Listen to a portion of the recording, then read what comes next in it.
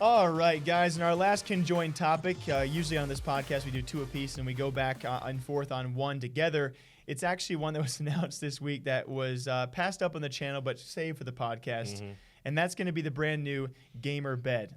Zan, I know you were the one to link this. A Japanese retailer, I'm not going to try and pronounce them, guys, now selling a gamer bed / complete setup where you rise from your bed and you are then at your desk already. And looking at the images, the monitor is about, like, if you're watching the video podcast right now, shout out to our audio listeners, it's about like an arm's length away. This is right so sad. Maybe. Plus, there's no place to really sit. Like, you're going to... Well, yeah, you're in bed, yeah. So you have to go to the end of your bed. It's terrifying because also they show in the image as well, if you guys have not seen this, I mean, everything that's attached to this thing, it has to do with gaming, sugary energy drinks, or like fast food. It's disgusting looking.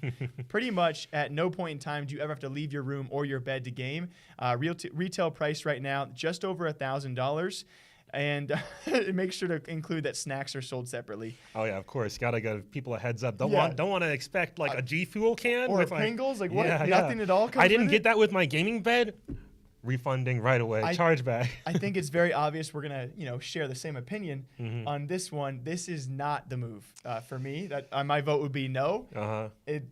Do you have initial thoughts on this? I mean, I can see this being useful in certain circumstances. I don't know that I would personally use it, especially because I don't know about you, but I can't game laying down at all, any level of skill. Like I've been on a day where I'm sick, I've tried to play video games in bed, and it's just not happening. No, I need to be upright. Yeah, sure. Like at least sitting. But I know there's a lot of countries and a lot of housing situations, and we're getting to this point in America too. Where you don't have a lot of space for a full setup. Yeah, so maybe the move is to just you always do these kind of things where I'm like that's a good point. Yeah, if you maybe go to like the Asian regions where whether it be housing or just in general, a lot more populated areas, and your living space is a lot smaller. All of a sudden you're conjoining your sleeping space with your desk space. Yeah. Or what about dorms? True. You only got like a small bed. Like chilling. I mean, I guess I'm used to American dorms. I don't know how other dorms work, but me and my buddy were pretty crammed, but we both had our spaces for our desks, though, Yeah, it was never like... I mean, true, same here, but...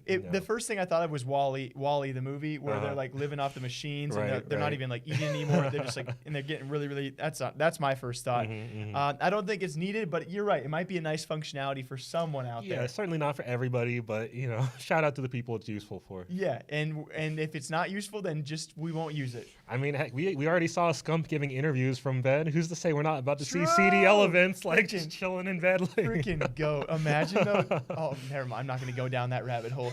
Gamers' future. This is going to be interesting. I think it's a slow approach, but certainly a few people out there will use it. Is it going to take over?